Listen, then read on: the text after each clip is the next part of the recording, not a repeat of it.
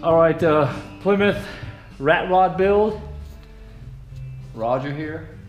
And we got right around the end of January 2015. And so here's where we got to go. We're working on the interior right now. These are my plywood backboards right now. And show you the concept here. These are my little back spacings right here, actually, so you can turn the screw in from the other way. This will flip forward. This right here will flip down. And then I still have to weld in these little pieces that I have on the corner right here. And then Ingo, the upholstery dude, is going to actually do the Sattlerei is what the Germans call the upholstery on this thing. Here's my back piece right now. I've got it tack welded in right now. And what I'm going to do here is support it a little bit right here, close off the back, support the back of the trunk hinges, and that'll actually be complete then. This right here on the bottom will actually flip forward and then go over to the door panels here. Surprisingly, no rust up in here, absolutely nothing, all clean up in here. So that's a good news story. And then what I've done here is I've taken all these with my jigsaw, circular saw, and cut out all the details here. So this is actually going to be the speakers. This is the front door panel, passenger side. And this right here is going to be the driver's side. And this is basically the concept we're going to use right here. 4 centimeter strips. This is going to be real leather up here. Speaker goes down here.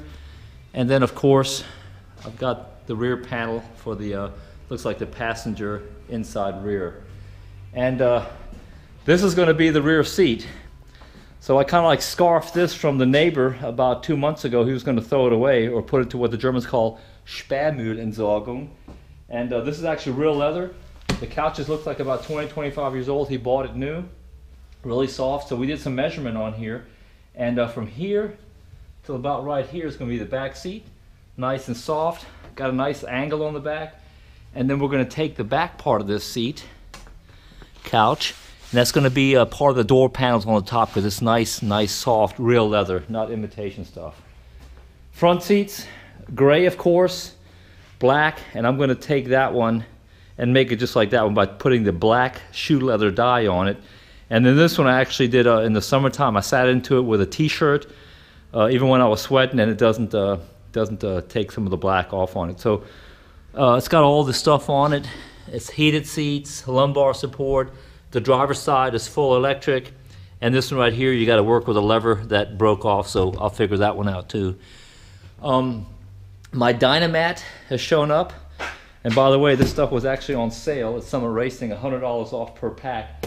Why it's so expensive, I don't know. They want like $200 a box, but I got it for $140. So, yep, do the math on that. That's about $400 plus of Dynamat. But Dynamat's some cool stuff because it keeps your car cool and quiet in the inside. I'll show you real quick what the interior is going to look like, ballpark. The coupe got the same guy named Ingo, and I don't know if you can see that in the light or not, but kind of concept, the Mac audio speakers are going to go in here, and it'll have the same type of look right here. And then I'll just show you one other thing here. Give me some lights. These are my Mac audio speakers. The ones in the front are going to have tweeters, and the ones in the back are not going to have tweeters, but it'll be good. Amplifier, and then down there is my my big subwoofer that I'm going to put not with a box, but I'm actually going to mount it separately like we did in Lucas's Bug. What else? Come over here. Got a couple of projects going on right now. I shouldn't do that because it confuses me. This right here is my Ford Explorer brake master cylinder, and I just plumbed these lines into it today. I'm going to build a little support that goes across here, bolts right here, and this is front, this is rear, that'll go out the back. This is my combination valve, obviously from Chevrolet. I think most cars have them in there. And in case you don't know what a combination valve does, it splits it, puts a metering circuit in here, and also as you apply the brake, it delays like a nanosecond the brakes to the rear. So it causes the front brakes to grab first instead of the back brakes. But this is a disc combination valve and a disc master cylinder. Oh yeah, let me show you this real quick. I forgot about that. I got my wheel woods up in here, and I've got my line run back here, and I'm gonna do the measurement and then weld right here. I'll weld my little bracket in here that says where I'm supposed to support it at. But anyway, that's that.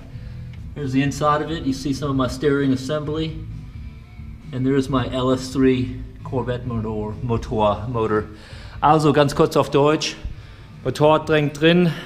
Ich habe mir die ganzen Schablonen jetzt geschnitten für die Polsterer. Das macht der Ingo in Erlensee.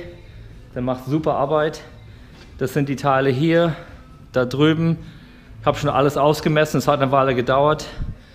Und jetzt werde ich mir noch meine elektrische Fensterheber einbauen. Und das war's dann. Muss halt beruflich weg für die nächsten paar Wochen. Deswegen will ich das heute wegbringen. Alright, take care. That's it from a Rat Rod build.